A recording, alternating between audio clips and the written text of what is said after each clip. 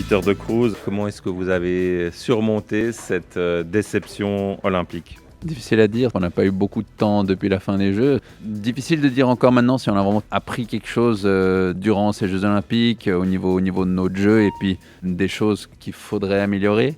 Dans l'ensemble, la performance à Pékin de notre équipe aurait pu être pire.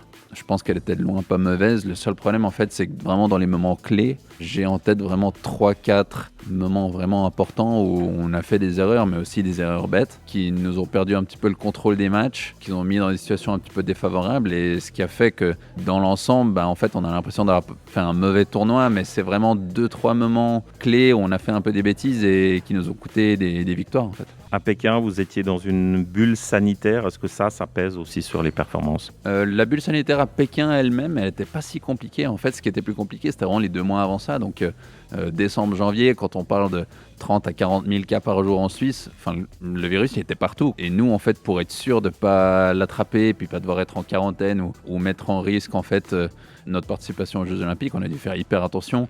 Nos proches, ils ont fait hyper gaffe. Moi, j'ai pas vu ma famille là depuis 3-4 semaines. Ma fiancée, elle a dû rester à la maison pendant 2-3 semaines faire du télétravail pour vraiment éviter toute chance de l'attraper. Donc, je dirais la bulle sanitaire à Pékin, ça va. Mais à la maison, c'était pas facile.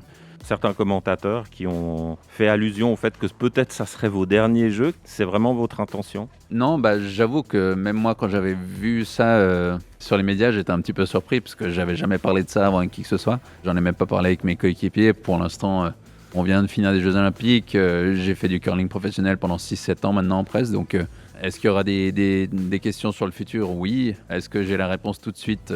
Non. Mais c'est sûr que j'ai encore envie de continuer à jouer. Personnellement, je pense que j'ai vraiment fait une bonne saison dans l'ensemble.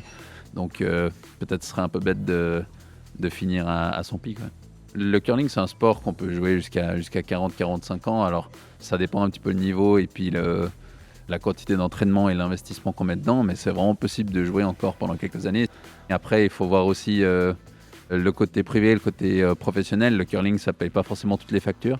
Et au bout d'un moment, il faut aussi penser à ça. J'ai pas encore vraiment pensé à ma reconversion. Pour l'instant, je suis juste concentré à être un joueur de curling.